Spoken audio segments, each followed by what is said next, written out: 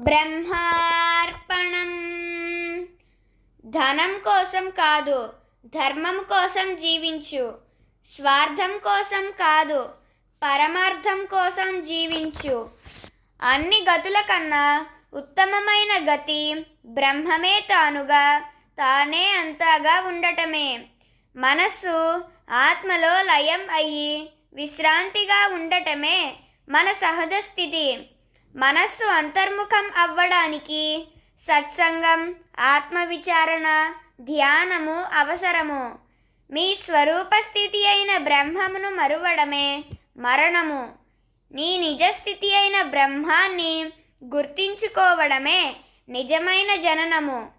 నేను బ్రహ్మమును అన్న ఎరుకే జనన మరణాలను అంతమొందించి నీ సహజ స్థితి బ్రహ్మీ స్థితికి చేరుస్తుంది.